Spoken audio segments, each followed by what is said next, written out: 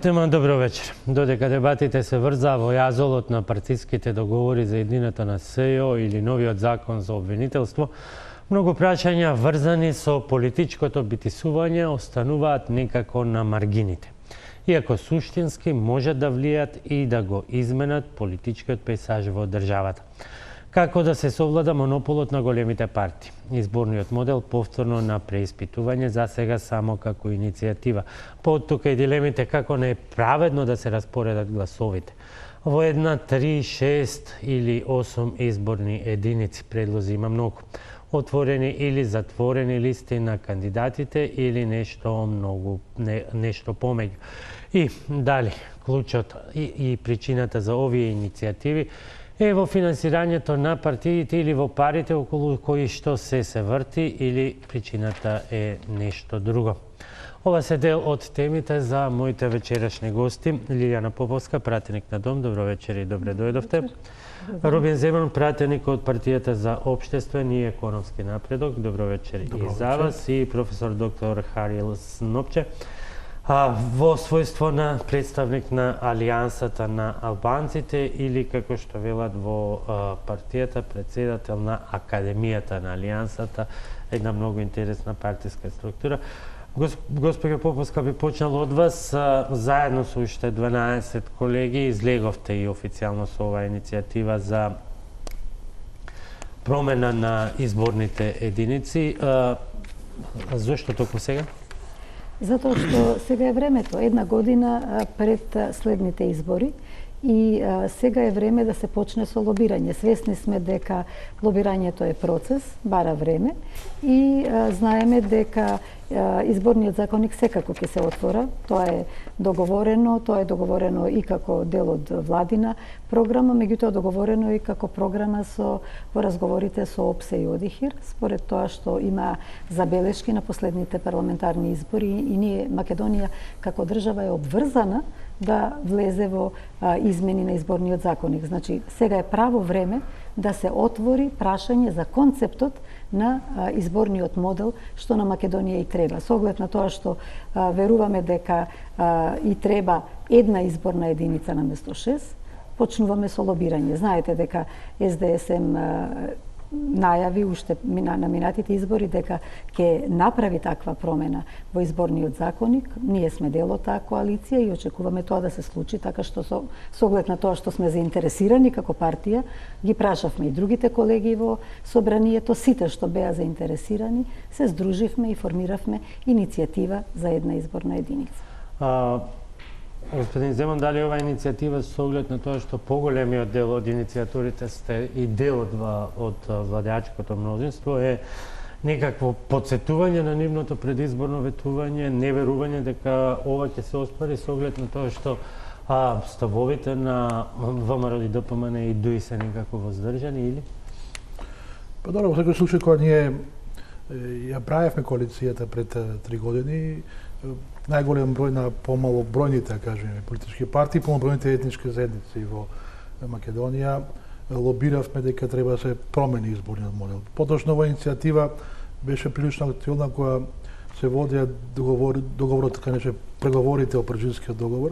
Тоаш бевме заедно и со Лилијана Поповска, со Дом, и со Павле Трајанов, па и ПДП, мисля, че и тоаш беше во една иницијатива, која испративме писмо до главните амбасади, да кажеме, поважните амбасади во Македонија и до ходите, дека еден од генераторите на политичката криза од тоа време, и не само од тоа време, воопшто, во голем број на аномалии што ги има нашето општество, производува од самиот изборен модел. Поради тоа сметавме дека сега баш е време, како што каже Лилијана, да се отвори дебатата, да ги сочиме аргументиве, да ја убедиме и електората, да убедиме и граѓаните, бидејќи не сите баш се убедни зашто е потребно да има една изборна единица, или политета, како кажавте вие во војдот, можеби станува збор за некои други скриени интереси за финансите. Не, јас ги споменам сите опции кои што се во игра, бидејќи еве тука го имаме и господинот Снопче од Алијансата на албанците, кои што имаат сосема спротивен став околу тоа колку изборни единици би требало да има, бидејќи сега ако почне да се оди, значи имаме една изјава од СДСМ да ние остануваме на ветеното, имаме воздржаност кај ВМРО ДПМН, имаме кои што алудираат на други аспекти од изборното законодавство, како што се пред се регуларноста на изборите и имаме крајно различни ставови во албанскиот блок и кога сето тоа ќе се стави на маса е многу тешко, барем сега во зачеток да се види каде би била врзната точка, односно врзнато ткиво од каде би почнале дискусиите. Одлично ете да ги соочиме аргументи, ги ставиме на маса и да имаме еден период на дебата. Барем ете неколку месеци, може би до нова година, па да дојде се усвои новото изборско законодавство и новиот изборен модел. Добре, јас вечерва одбрав да тука бидете вие да ги кажете своите ставови, да не ги притискаме многу големите кои што наводно се преокупирани со едно друго големо прашање. Ќе ги поразговараме сите. Меѓутоа битно е пристапот. Значи нашиот пристап е чисто граѓански пристап, на овие 12 да кажеме пратеници што подпишавме. Значи тргнуваме од самиот граѓанин, веќе се дека интересен на граѓанинот е пред се да имаме една изборна единица, може да дебатираме подоцна, веројатно другите партии имаат друга почетна точка, друг пристап во проблематика. И само една работа, ако ми дозволиш, Рубин, да додадам, значи, она што го бараме ние како пратеници е да бидеме вклучени во процесот на преговарање и договарање на изборниот модел. Бидејќи тој процес ќе се одвива во парламентот, трите партии ВМРО, ДПМН, СДСМ и ДУИ се веќе вклучени, веќе разговараат меѓу себе. Побаравме од председателите на трите партии да се сретнат со нас и да ги отвориме овие прашања. Ние сметаме дека како една бројка од 12 пратеници или 10% од парламентот заслужуваме да бидеме ислушани и да ги дадеме своите аргументи и да бидеме вклучени во тој процес на напишување на законот. Не сакаме да ни се случи трите партии да одлучат за сите нас, и покрај тоа што ние представуваме илјадници граѓани кои што се за една изборна единица. Како што и вие знаете, последниве години, бидејќи многу се дебатираше на оваа тема за измена на изборниот модел, има веќе голем број граѓани кои што ги разбираат процесите и кои што знаат дека една изборна единица ќе биде придонес за демократизација на општеството и за излегување од црно-белиот свет. Значи, бараме вклучување во процесите и во моментот имаме датум и термин за средба со председателот на СДСМ Зоран Заев на 30 овој месец, значи следниот понеделник во 18:30 часот, што ќе се врати од Америка. Тоа би значило почеток на процесот на договори или првично иницијално договарање, бидејќи сте дел од коалицијата? Тоа значи почетен официјален состанок, средба со иницијативата. Господине Снопче, Алијансата вели да за промена, но сега доаѓаме до она дебата. 1, 3, 6, 8 и некаде се стига и до 12 изборни единици. Зошто да, но не за една? Виде сега, господја Поповска спомна дека СДСМ, ВМРО, ДУИ преговараат нешто. Ја чисто сомневам дека ДУИ нема некој став. 100% сум сигурен, немаат никаков став. Како ќе одлучат СДСМ, ВМРО, сигурно ќе прифатат. Добре, немаме нивен представник, неофицијалните позиции се дека би го задржале ова, евентуално би оделе до 3 изборни единици, што малку ќе ми дозволиш 2-3 минути еден историски осврт да направам на поделбата на изборните единици, тоа е донесувањето на закони за избор на пратеници во Република Македонија. Почнувајќи од 1990 година. Тогаш Македонија се подели на 120 изборни единици, пошто се бираше со мнозински принцип, 120 пратеника, па дури имало, сум прочитал, пошто сум бил многу млад тогаш, сум прочитал дека имало дури сугестии од меѓународниот фактор дека во тоа време е направен совршен геримант. Тоа е еден израз дека изборните единици се поделени така што да бидат во полза на една политичка партија, без никакво научно, без никакво географска поделба, значи анализа, соодветна научна анализа, туку во корист на некоја партија што ги идентификува гласачите во еден локалитет кој што логички би гласале за таа партија. Тој принцип продолжи во 1994 година. На третите парламентарни избори 1998 година имаше еден комбиниран модел, тоест 85 пратеника се бираа со пропорционалниот модел, 35 со мнозински модел. Дури во 2002 година, значи имаме закон за избор на пратеници каде што Македонија се подели на 6 изборни единици, каде што секоја изборна единица носеше по 20 пратеника.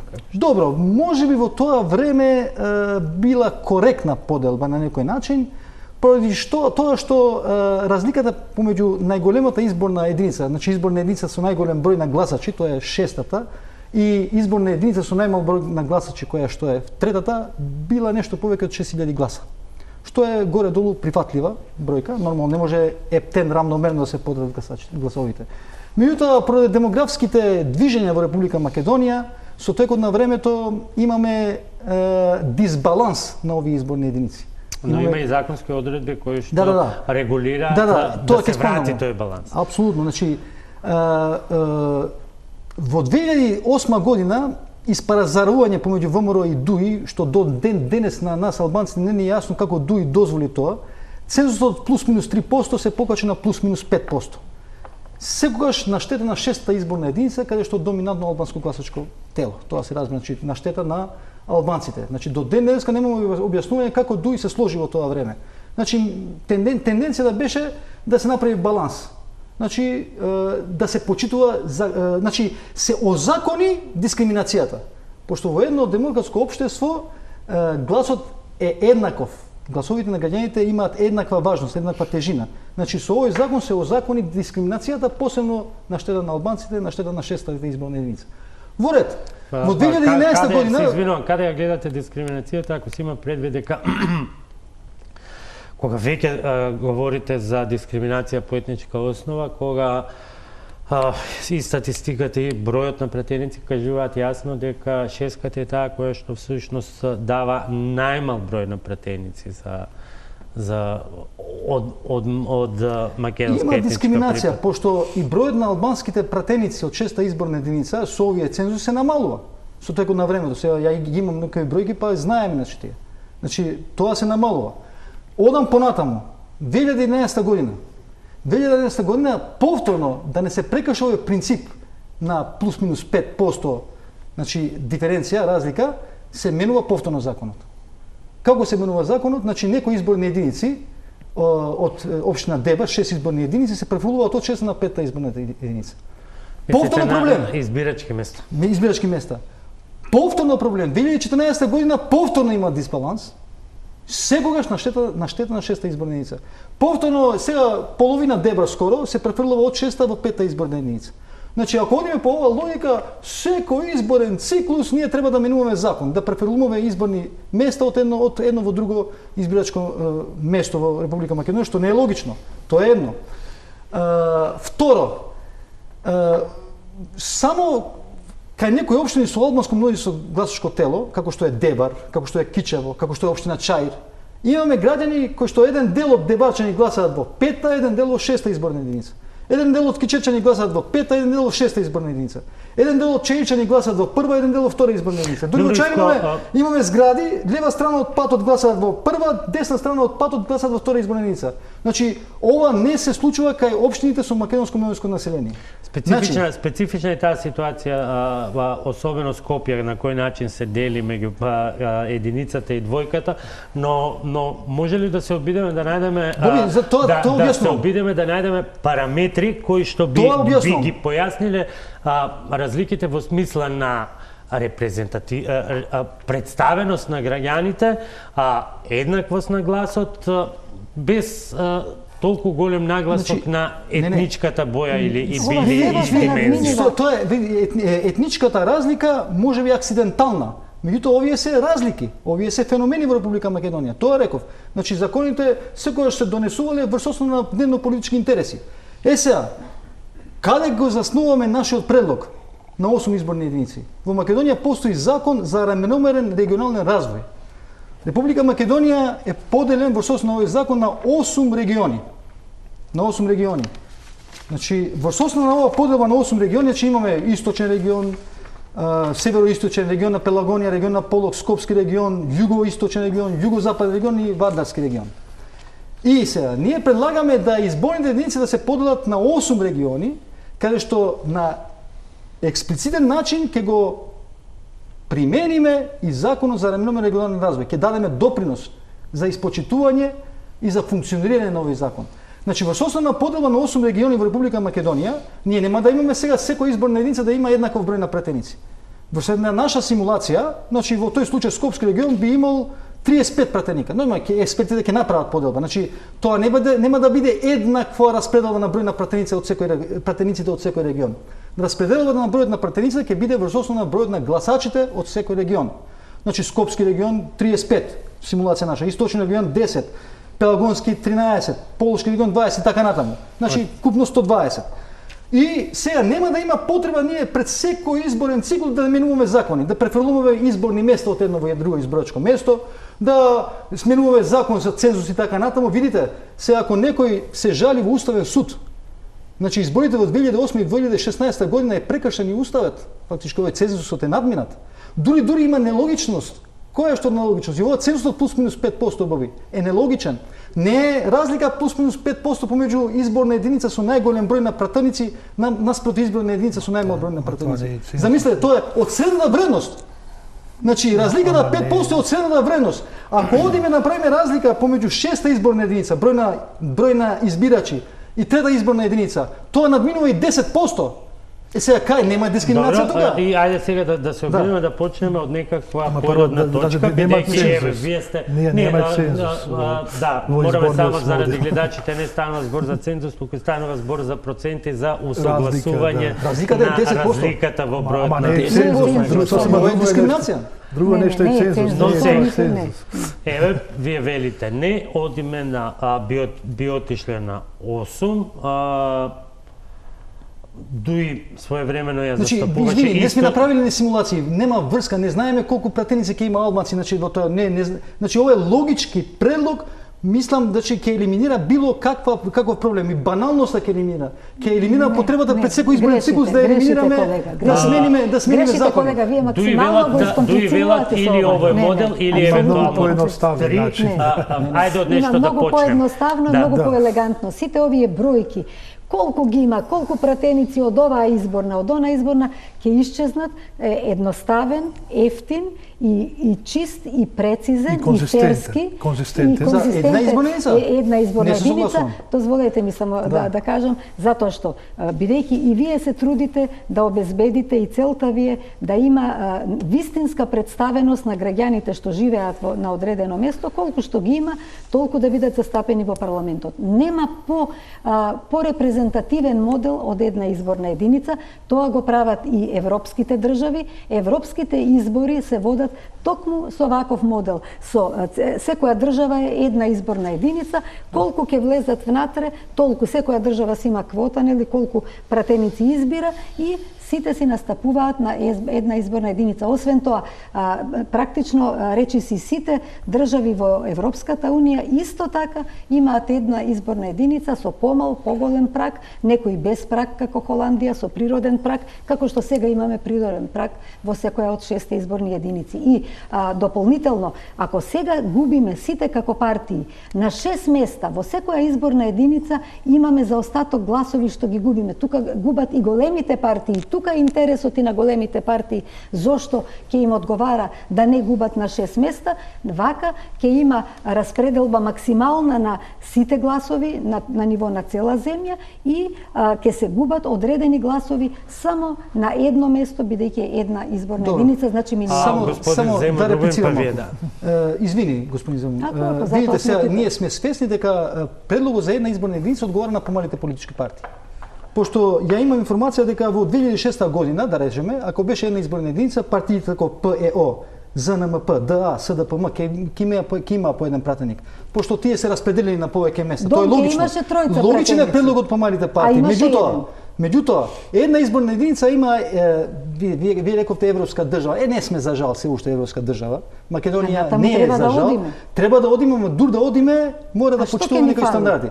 Видите сега, една од причините е што ќе се фокусираат на урбаните средини. Ќе имаме запоставување и маргинализирање на рурални средини. Тоа е факт. Друго е, еве да речеме, ова што објасни Преска, која политичка партија од ДЕБР ќе предложи пратеник? во добитна комбинација. Да ви кажам која? Не. Онаа партија која што сака да има градоначалник утре во Дебар и која што има Виде, шанси да има и затоа ќе во Дебар никогаш нема да предложи, пошто еден дел од Дебар е во една, еден дел од друга единица. И друго, за да биде албанските една партии сигурно нема да прифатат една изборна единица, токму поради тоа што не сме европска држава. Заради тоа што не сме европска држава, ние не можеме да бидеме сигурни дека изборниот процес во регионите кај што ние немаме представници и партиски структури ќе биде коректен. Кој ќе ми гарантира дека нема да има испазарање меѓу ВМРО и СДСМ да го подигнат цензусот во нивна полза? Кој сега ни гарантира во било која изборна единица дека има контрола апсолутно? Со регионализација нашиот предлог тоа е гарантирано. Треба да го подигнеме. Со 6 изборни единици и тоа е на некој начин гарантирано, пошто во трета и четврта изборна единица албанците немаат пратеници. И факт така да нема, иако и да имаме ние право да имаме своји членови на изборни комисии, ние не можеме да сега во однос на таа недоверба. Добро е што ги споменавте тројка и четврта. Тоа е тоа. Значи, што е разлика? Тоа што не сме европска држава нема гарант. Колега, ние немаме во Македонија, ама вие не дозволувате воопшто се извинувам. Која е разликата сега на пример ако вие велите ние и сега немаме, мислејќи на дел од партиите на албанците, дека и сега немате наблюдувачи во тројка и четврка, бидејќи таму нема албанско население, немате своји ограноци, едноставно немате интерес. Која би била разликата доколку биде една изборна единица, а вие повторно немате, и конечно, дали целта и согласно препораките на ОПСЕ ОДИХР на сите овие изборни единици, се извинувам, на сите овие измени во изборното законодавство, не е тоа. Конечно да се воспостави систем во кој што сите ќе имаат доверба, бидејќи ние, ако и понатаму во 21 век, ако во уште едни изборни единици како основен аргумент се поставува недовербата, вештачкото кревање на цензусот, што во превод би значило полнење на кути, тогаш чуму ние сето ова и чуму ни воопшто и овој муабет. Многу проста логика. Условно речено, завршува изборниот процес, пошто во Македонија секогаш имало, не секогаш, често пати имало прекошување на изборниот процес. Често е тоа, ние сме свесни, значи има и процеси, се да не навлегуваме тоа. Тоа што реков ја, значи има и други карактеристики. Значи види се, овој 8 единици што 8 изборни во состојба на регионална поделба, тоа научниците го направиле, експертите го направиле. Значи не е нов, значи ние се заснуваме врз тој предлог. А единица економска поделба, врз економски параметри. Па исто, значи плюс ова што рече Боби. Види се, една изборна единица, зошто ние сме скептични? Еве да речеме ќе заврши изборниот процес и ќе бројат гласови. Така? Кој ми гарантира дека нема да има испазарање меѓу членовите на ВМРО и СДСМ? Немаме контрола јас. Значи тоа е неприфатливо за албанските партии. А кој ми гарантира мене дека немало пазарење меѓу ВМРО, ДПМН и ДУИ или Алијанса за албанците и така натаму во места каде што сме имале како дом, да речеме еве на локални избори, сме имале своји листи и потоа на некој чудесен начин ми ги снемало гласовите. Кој ми гарантира? Нема гаранција. Не. Треба да го направиме процесот таков за да веруваме сите. Инаку, ако зборуваме за најголема манипулација е направена низ годиниве, дозволете ми да се изјаснам сега, со подигање на цензусот. Најголемата манипулација е направена, тоа се знае, каде направено е во избирачките листи, каде што избирачките листи во време кога е намалено населението во Македонија, кога вкупно има 2.200.000 некаде формално население, ние имаме 1.800.000 и кусур гласови. Значи тоа е дополнителна манипулација. Ама дозволете, токму затоа, значи, цензусот вештачки се подигна. Ако во 2006 година, кога ние прв пат се формиравме и како дом и излеговме на избори и освоивме гласови за тројца пратени, а еден влезе баш затоа што тие други гласови за двајца пратеници ни беа уништени и ни ги зедоа поголемите партии зашто не беа концентрирани во некоја изборна единица и од тогаш ние се залагаме веќе 13 години. Значи тоа е интерес на помалите партии, се интерес на помалите партии кои државниот интерес. Сега, големи мали, дозволете. Дозволете се да ви кажам, за сечи интерес е. Немојте да мислите дека ние овдека присутен не е спремен да прави влада и да биде прва партија, мислам барем не на следниве избори. Така што немојте да омалуважувате, не е коректно. Не е коректно. Да го слушаме за омалуважување. Не. Мали тежок збор големи, веќе се омалуважување. Ами сега мали големи Не реков ја сега ништо. рековте, не се забележавте. Значи, ако ми дозволите само да се доискажам. Дури Ама дозволете ве мола. Ама господин Слопче, само реченицава. Ама дозволете ми поентата да ја кажам. Суштината е. Не ја разбравте, дозволете ми. Значи, најголемата Вие никаде да разберете мојата. Ама колега, бидете парламентарен. Значи, суштината е дека толку многу се подигна прагот со вештачки, фантомски гласачи што беа уфрлени стотина и кусур. Кој го направи тоа? Дозволете, тие кои што можеле биле некои од мојкните. Значи, вие сте владеачка партија, што не преземате акција? Немојте ве молам. Значи, ако има таков феномен за пречислување на листи СДСМ, ноштоп го велеше тоа 3 години. Говорите да се дослушаме и господинот Земан. Не, кажува нешто што вие имате вина, немаме ние вина. Ние не сме биле дел од власта никогаш. Значи, тоа ваша вина. Ама немојте ви се молам се. Ние не сме биле никогаш 3 месеци дел од власта, тоа нашата партиципација во власта. Слушајте да ви кажам, значи вие немојте да се вратиме на ништо не личи ова. Вака и не заслужувате. Мислам да немојте. Се извинувам едно по едно прашање. Ама проблемот е што вие не сте парламентари, не можете воопшто нормално да разговараме. Не знам зошто. Ама не знам зошто не сте. Зошто ја пренесам некои аргументи што е се Ама суштински господине, научно. дозволете да зборуваме, да разговараме. Вие не знаете ни да разговарате. Се извинувам без да се навредуваме едни со други, едно по едно да ги рачистиме прашањата. Господине Земун, вие влеговте многу доцна во собранието. Да.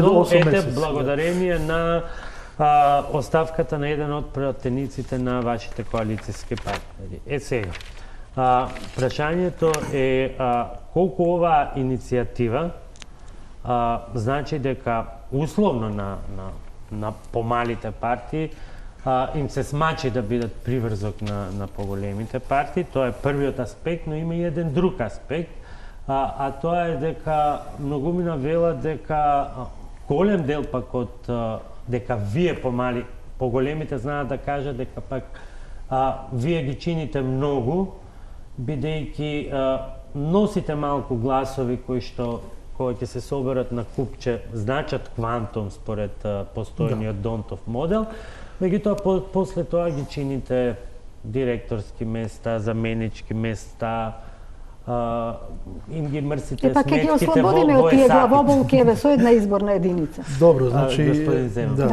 во секој случај стојат ваквите дебати, иако не се директно, барем ја не сум имал искуство да зборуваме така со коалиционите партнери, меѓутоа во јавноста стојат тие дебати. Меѓутоа, мислам дека ако се вратиме на граѓаните, дискриминацијата е токму тоа што имаме ние 6 изборни или било каква поделба на изборни единици.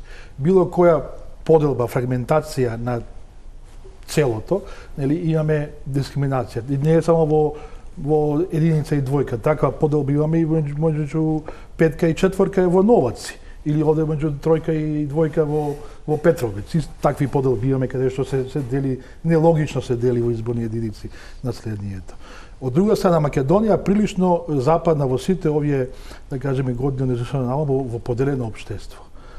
Токму тоа што ќе бидеме една изборна единица, каде што и албанецот ќе се обрати на гласачот во Струмица и македонецот ќе се обрати на гласачот во Дебар или било која заедница, тоа ќе направи поголем хомогенизација на општеството и тоа повторно ќе доигра ѓајнот на пиедесталот на влијанието.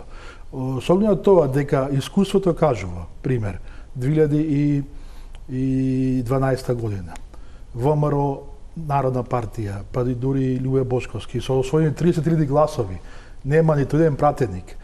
А некоја си мала партија на албанците, или било која, или ПЕИ, например, во Струга, со 15.000 гласа, или со, не знам, со 7, освоја еден пратеник. А овие со 30 не освоени ниту еден.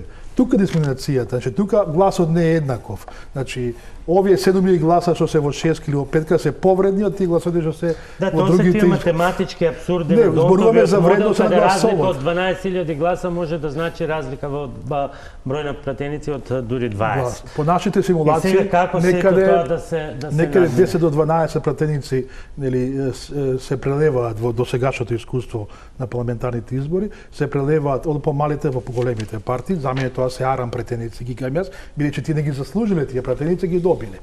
Нешто слично имаме во Турција, имаме со високиот цензур, имаме во Србија, пред неколку години, кога Чеdomir Јовановиќ за 500 гласа ги изгуби 5 пратеници, нели поради тој прагот, нели ги добија не знам кој тамо да предњаците или било кој, тоа се арам 5 пратеници, ги викам што ги добили на предњаците.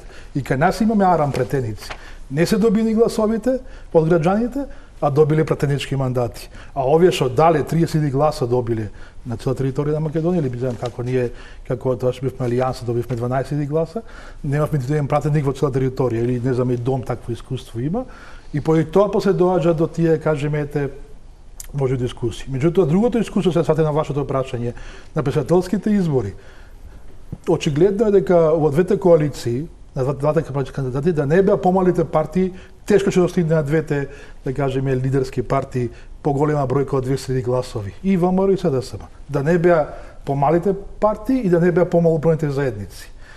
Зборувам за првиот круг. Вториот круг после се друго прашање дојде, така што не е баш така едноставно да се зборува, дека многу мало е влијанието. Точно и тоа дека расцепкано е, да кажеме, тој така наречен центар. Може би погрешно, погрешно и ме свативте околу за тежината на влијанието. Повеќе е прашањето колку тоа конечно ќе доведе до едно, ајде условно да кажам, расчистување на политичкиот пейсаж и да се знае кој е кој и колку тежи, бидејќи во актуелнава ситуација ние можеме да се расправаме и колку тежи и ВМРО ДПМН и колку тежи и СДСМ, меѓутоа ако ги погледнеме и едната и другата во зависност од тоа, голем дел од партиите знаат да ги менуваат бргу страните, коалициите, во зависност од тоа каде насетуваат кој би можел да биде следниот победник. Практично во моментот може би не ја знаеме ниту реалната сила на Дом, ниту реалната сила на Поен, меѓутоа не знаеме ни колку еве без сите тие некои ве нарекуваат, извинете на изразот, нели, сателити, помали партии, колку тежат и СДСМ, колку тежат и ВМРО, бидејќи колку ќе се отворат списовите со коалиции, тоа се огромни бројки, под 30 и кусур партнери. Па токму тоа е и една од најголемите придобивки на едната изборна единица, затоа што ќе се постигне еден фер модел, каде што точно ќе се знае колку граѓани во моментот стојат зад која партија и тогаш има чиста ситуација за правење коалиции постизборни. Тогаш нема префрлање дали тежиш повеќе, дали тежиш помалку, едноставно чиста е работата во бројки. Освен тоа, се добива вистинска репрезентативност. Колку што има одредена партија или групација поддршка во општеството, толку ќе има застапеност во парламентот и конечно, како што реков, ќе нема изгубени гласови, но има една работа која што е многу важна за големите партии, што ја сакам да укажам, дека во нивен интерес е многу поедноставно ќе им биде да настапат на избори без сите гужви околу правењето на листи, затоа што предизборно тешко е да се состави голема коалиција и изборни листи со голема коалиција. Имаат и тие главоболки, имаат главоболки и партиите кои што се докажуваат колку имаат тежина. На ваков начин секој си настапува со своја листа и потоа се гледа што да се прави понатаму. Надвор околу дилемите околу бројот на изборни единици ќе го продолжиме тој мовет, бидејќи го споменавте, тешко е да се скројат листите. Колку има всушност сега манипулации во тоа кроење на листите, бидејќи секој од партиите калкулира, добро, јас би можел да добијам на овие избори, моиве први тројца луѓе одат во извршната власт, следните одат во вториот ешелон, па во третиот ешелон и од тука не се секирајте Поповска, не се секирајте Снопче или Земун, ќе дојдеме, иако сте број 11, ќе дојдеме до вашата партија, ќе влезете во парламентот, а може би гласачот не го интересира ниту партијата, туку го интересира баш тој број 3, баш тој број 1. Токму така. И тоа е измама на еден начин начин на гласачите, ако сакате. Точно така. А вака ќе има чиста ситуација и уште една работа што е многу важна. Ќе се создадат јаки, силни политички субјекти кои што ќе бидат спремни да одат на избори, да си ја представат својата партија, својата програма и да ги представат своите кадри со кои што ќе одат. Ќе има поголема транспарентност и со тоа поголема обврска на политичката партија да ги застапува ставовите од програмата и да се борат нејзините луѓе токму за тие ставови. Значи во секоја смисла се добива една почиста, пофер ситуација и сето тоа е придонес кон една поголема демократизација на земјата. И уште нешто, ако ми дозволите, ќе се направи расчистување од некои фиктивни партии кои што се плашат, кои никогаш не излегле сами на избори, кои се плашат да излезат сами на избори и кои што на некој, ја што велам, чудесен начин се пререгистрираат на секои 4 години, а никој не знае како, никој не видел ни инфраструктура, ниту некаква активност, ниту програма. Ниту знаеме колку членови имаат. И затоа мислам дека во секоја смисла се тоа води кон една почиста, појасна и подемократска ситуација во Македонија. Дали нема појави на Рада Шекерова и не знам како од партии. Апсолутно. Сакам да додам нешто. Значи, во склоп на ова прашање што го поставивте, значи, и ова дебата на некој начин е дефокусирање од вистинските проблеми. Тоа сметам јас. Зошто? Затоа што пред да дојде на власт СДСМ, значи нон-стоп се укажуваше на тоа дека треба да има пречистување на изборните листи. Уште една година има власт СДСМ, значи 3 години поминаа, ништо нема од пречистувањето на изборните листи. Значи, пречистување на изборните листи е огромен проблем. Видите се, во Македонија имаме општини: Дебарца, Маврово, Ново село, Охрид, Пласница, Ресен, каде што бројот на гласачи е поголем од бројот на жители. Исто така, ако од бројот на гласачи одземаме бројот на ученици у основните училишта, во основни училишта, ќе имаме 16 општини во Република Македонија каде што повторно бројот на гласачи е поголем од бројот на жители. Ако сега ние немаме евиденција за средни училишта, пошто има општини во Република Македонија што немаат средни училишта, дури таа бројка од 16 општини ќе биде и поголема. Значи абсурд, парадокс пар екселанс. Не, што гласачите што има државјанство. Значи ќе ве замолам да ги сочувате тие бројки околу избирачкиот список. Прашањето ми е во отворени листи. Значи овој феномен и за отворените листи. Значи ова што кажа, ова се елиминира со отворени листи. Како ќе се тргне во утврдувањето на она што е интерес на граѓаните, бидејќи вие сте единствен представник од партијата на албанците во Македонија, меѓутоа новоформираната алтернатива на Африм Гаши се согласува со моделот една изборна единица со отворени листи, без смета 3, дуи е ту за една, ту за 3 изборни единици. Десетина години беше за една изборна единица. Десетина беше за една изборна единица, сега е за 3.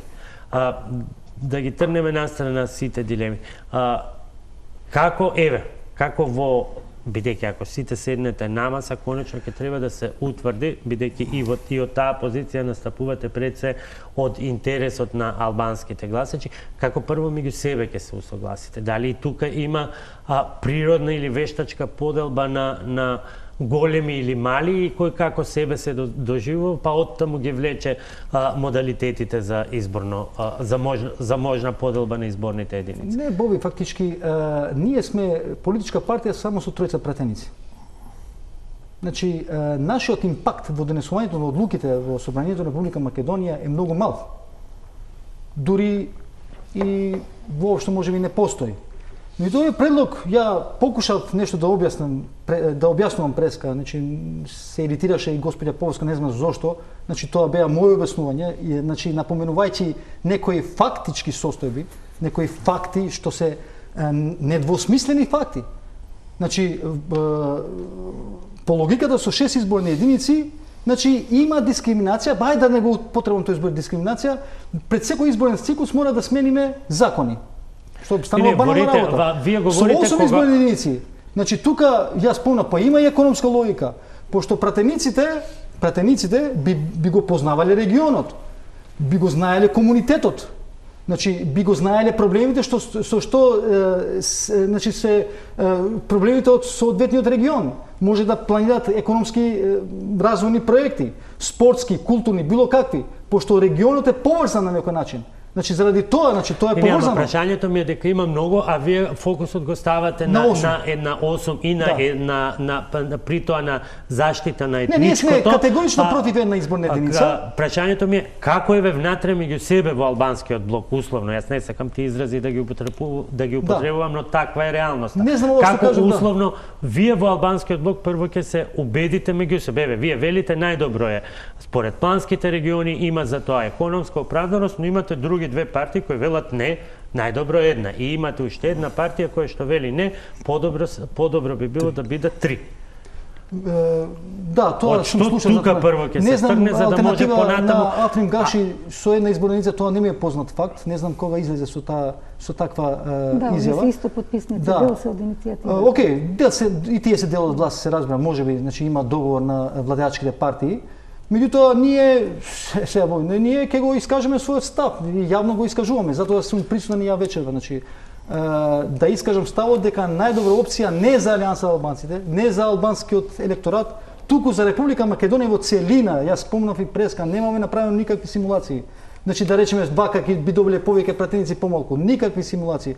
Меѓутоа логички јас сум сигурен дека овој предлог кога ќе го слушнат и представниците од меѓународна заедница, јас сум сигурен дека ќе гледат со симпатии, пошто е поврзан и со законот за рамномерен развој на регионите во Република Македонија. Не можеме ние да направиме дискрепанција меѓу рурални и урбани средини, меѓу Скопје и другите градови и така натаму, другите населени места. Значи има закон за рамномерен регионален развој и во соодветно на тој закон да одиме да избираме пратеници. Ова е нашиот предлог. Сега, три е една опција. Значи, три изборни единици е една опција, нормално. Сега ние со нашите тројца гласа во парламентот не можеме да бидеме значи партија што ќе влие. Се пак ги разгледуваме почетните позиции, очигледно ова тема може би мало критика на ова соосо, пошто постанал.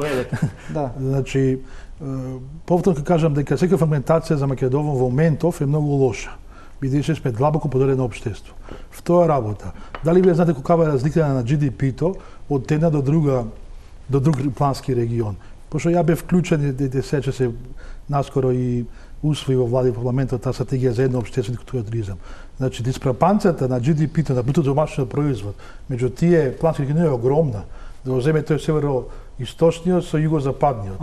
Огромна диспрепанција на GDP-то, како што е проблем. Напротив, има тенденција за рамномерен развој. Значи дозволете ве слушам цело време трпеливо, никош не ми се уфали во зборов, така ли? Значи бите малку демократични и академски. И мислам дека разликата во GDP-то, бруто домашниот производ, по овие региони, исто така ќе генерира дискриминација на гласачите. Бидејќи сосема друг ќе нели пристапот на политичките партии према различните изборни единици кои се ОСУ. Исто така кажавте вика тоа ќе зависи од колку ќе има гласови во одредена изборна единица, така ќе се бидат пратеници. Ние пак ќе добиеме тој проблем што кажавте вие, од Скопски регион ќе имаме најповеќе пратеници, бидејќи во моментот имаме и најмногу жители. И така има. И би било логично. Меѓутоа, тоа треба на некој начин да се избалансира. Поради тоа ние сметаме, че ова анализите не се преку ноќ. Сега ова 8 единици преку ноќ дојде, сега го слушам пред 2-3 дни, ние се анализирам долго време. Меѓутоа, ова е една изборна единица, момент само, една изборна единица не е сега.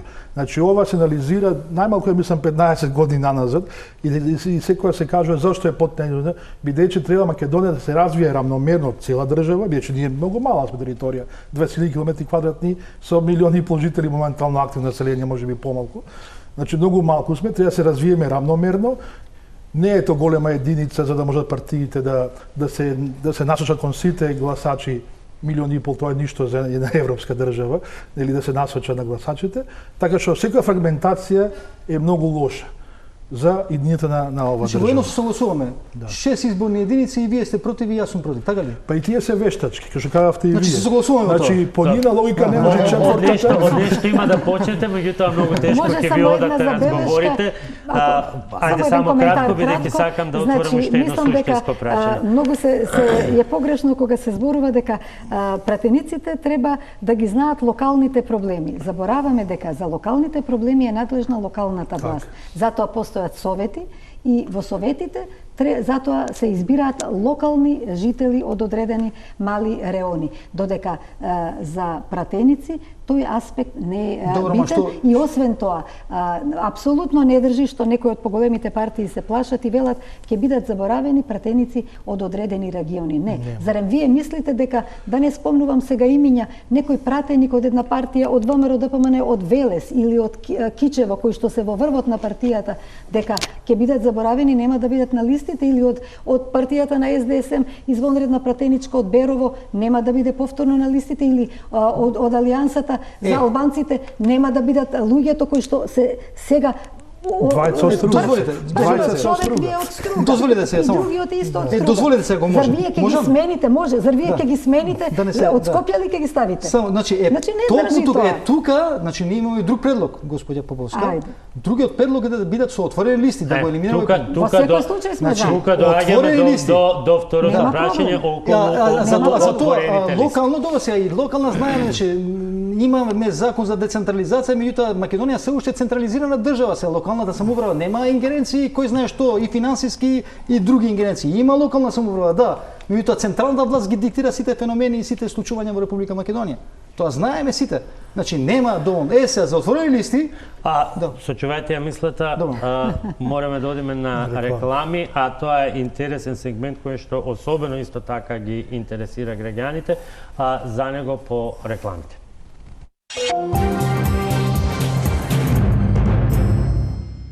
Добре, дојдовте назад. Кои би можеле да бидат модалитетите околу промена на изборниот модел? Многу варијанти има, намаса е една изборна единица, но веќе доаѓаат и предлози од други партии за многу различни модели. Допрва ќе видиме како сето тоа ќе се одвива кога предлозите кои сега доаѓаат од условно помалите партии ќе бидат соочени со апетитите на големите. И пред да одиме на прашањето колку е тоа сето ова поврзано и со парите, бидејќи и последните измени на изборниот на законот за финансирање на партиите, па и дел од измените кои што влегоа и во изборниот законник беа направени во стилот таму кај што има да има, односно кај големите најмногу.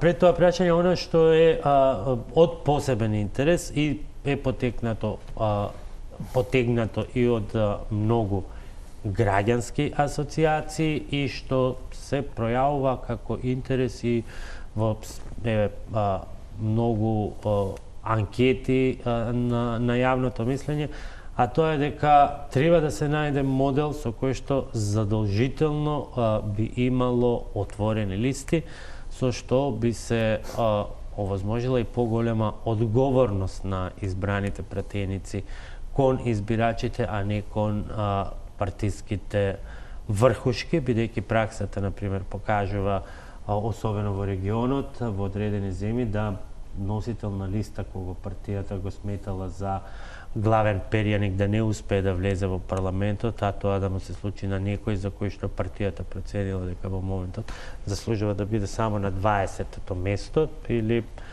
во наши околности формално да се пополни со него пратеничката листа. Да, ова е многу важно прашање. За нас како дом е многу јасно. Ние со години се залагаме за еден пакет на промени во изборниот законник, за една изборна единица, за отворени листи и еднаков број жени и мажи на листите.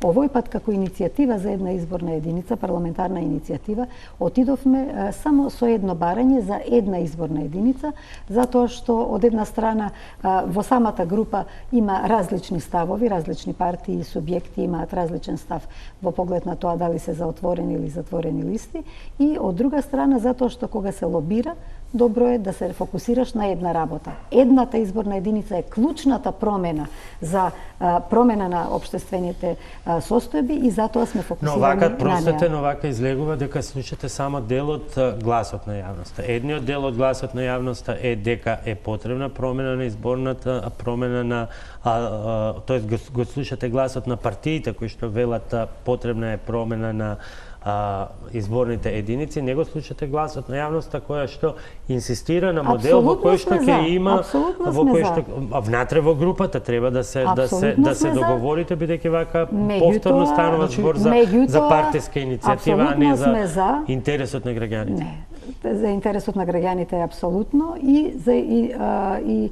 затоа и инсистираме да се промени изборниот модел. Вие гледате колкав отпор покажуваат одредени субјекти низ годиниве против измена на изборниот модел, затоа што на некои им било полесно низ годиниве да те држат на еден пратеник само, иако ти вредиш можеби за двајца или за тројца или петмина, но на ваков начин практично или да добиеш тројца директори, а не вредиш ни полупратеник. И тоа го имало за некој така што на ваков начин значи се бориме за да се направи една вистинска една интроспекција за тоа кој колку тежи, колку вреди и спрема тоа да има и заслуги. А за отворени листи како партија сме, јас како политичар секогаш сум била и мислам дека тоа е процес кон кој што се движиме и кон кој што ќе мора да се отвориме. Ќе мора да се отвориме. Дали ќе биде тоа веднаш со промена на изборниот модел во една изборна единица, веднаш и отворени листи, или тоа ќе биде во втора фаза, а да се почне со отворени листи на локалните избори, но тоа е минимумот. Минимум треба на следните локални избори да се оди со отворени листи. Ако имам мојки сила, јас сум за оној модел за кој што се залагам. Една изборна, отворени листи, еднаков број жени и мажи на листите. Сето тоа дава еден демократски амбиент. Значи, зошто сме категорично за отворени листи? Тоа нема отстапување, значи фактички со тој капацитет политички што го имаме ние како Алијанса за албанците, сигурно ќе се залагаме за отворени листи. Не да чекаме следни локални избори, туку од сега од парламентарните. Отворените листи имаат мултидимензионална придобивка. Која велам мултидимензионална, на што целам? Прво, политичките партии ќе бидат принудени да избираат квалитетни пратеници. Зошто? Пошто граѓаните сами ќе избираат. Нема сега предност првиот носител на листа. Значи, ќе се појача квалитетот на собранието на Република Македонија. Ако собранието се составено од квалитетни пратеници, квалитетот на собранието ќе биде во високо ниво, ќе имаме експерти од разни области. Друго, се демократизира изборот од страна на граѓаните. Значи имаме усовршување, значи во повисок степен значи имаме демократизацијата на избор на граѓаните на повисоко ниво. Зошто? Затоа што граѓанинот сам ќе избира. Ќе имаме демократско право да избира од тие пратеници. Значи плюс и партиите ќе се демократизираат. Зошто? Партиите сега нема да одат со лидерот да назначи овој или оној. Пошто во демократски процес партиите сами ќе тежнат да изберат квалитетни кадри. Значи, мултидимензионалната придобивката. И плюс, еве една корист за помалите партии. Ќе се појача можност за коалицирање. Зошто? Сега може да коалицираат било кои партии. Зошто вело може да коалицираат? Пошто ќе излезе со една изборна листа и граѓаните сами ќе избираат квалитетни кадри од страна на партиите. Ако ја како Алијанса за албанците предлагам поквалитетни кадри, сигурно ќе добијам повеќе гласови од некој можен коалиционен партнер и така натаму. Значи, ова корист е мултидимензионално од било која гледна точка. И демократски, и квалитативно, и на секој друг аспект.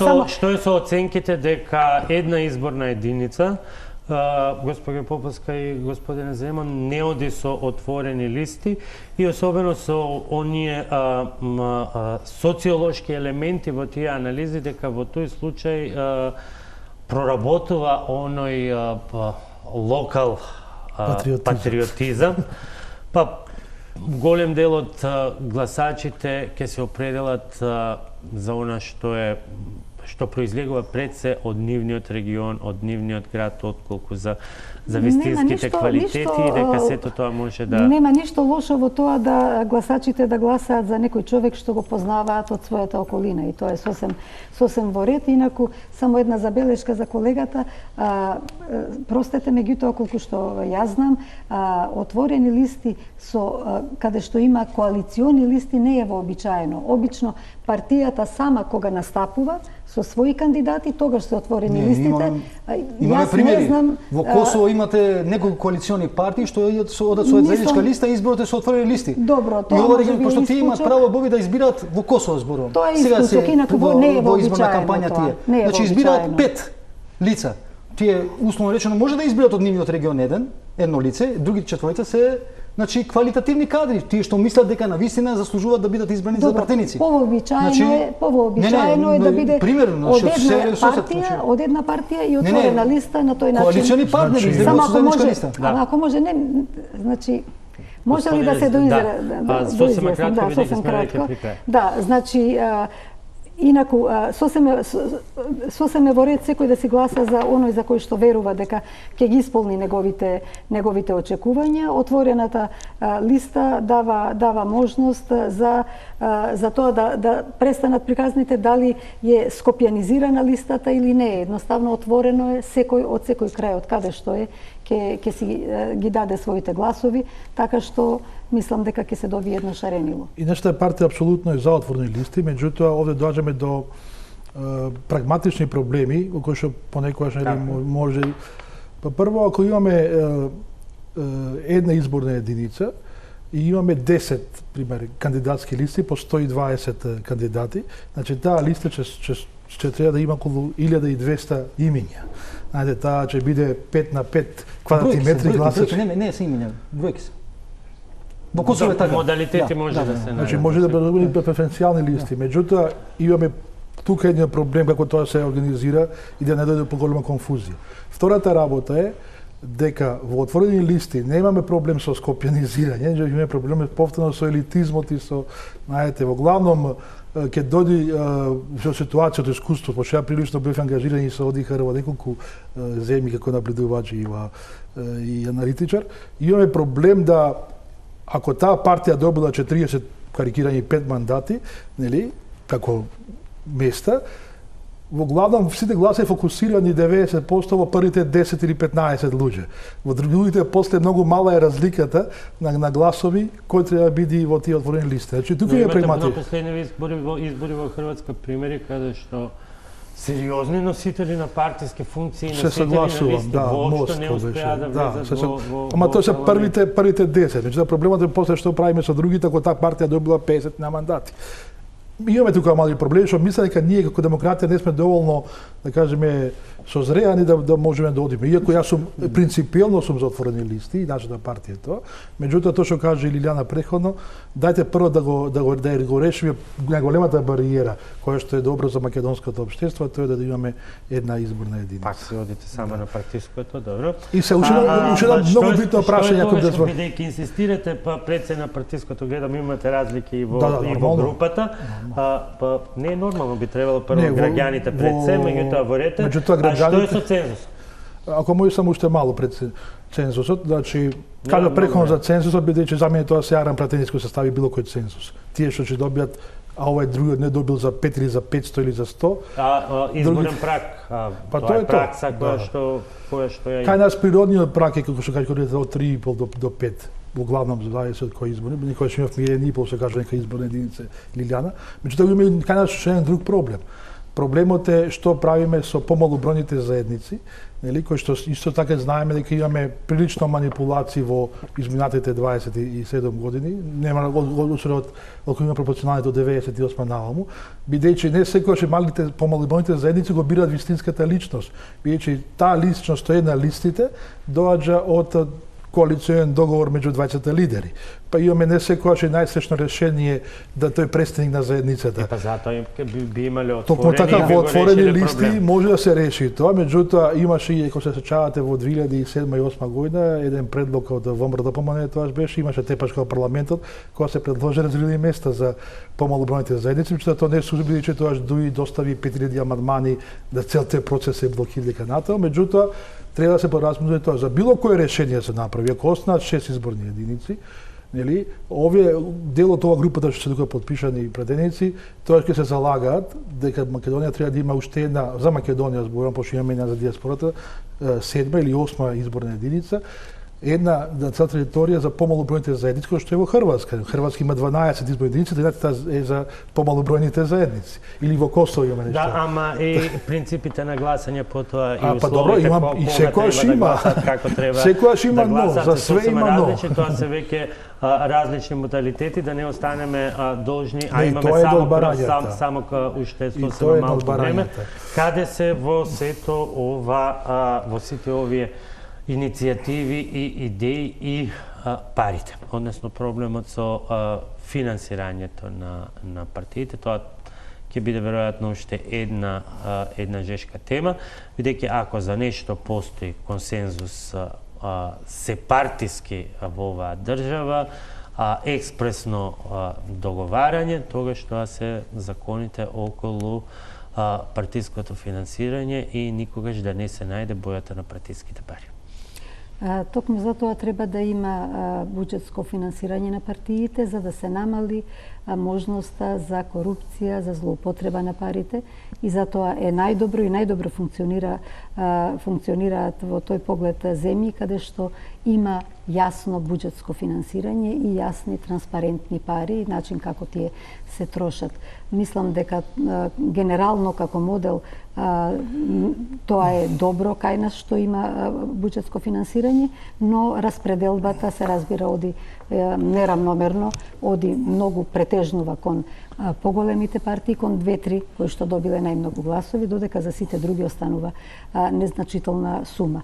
Тука би требало да се направи прераспределба, но тоа е некоја нова дискусија, нова дебата. Инаку, само уште еднаш да подсетам дека едната изборна единица е апсолутно во интерес на граѓаните, за да имаат граѓаните понуда на секои избори, да не мора да гласаат црно-бело, туку да имаат една шаренолика понуда и да знаат за кого да се определат и за тие за кои што ќе гласаат да можат да ги добијат во парламентот и да ги држат за збор дека она што го ветиле ќе го исполнат. Така што апсолутно се во ова оди во насока на интересот на граѓаните и на јакнење на демократијата во Македонија. Господине Земан, задава за крај друго прашање, можно е ли се во ова да се заврши, да се добие нов изборен модел, нов систем, а при тоа да останат сите проблеми и дилеми со избирачкиот список?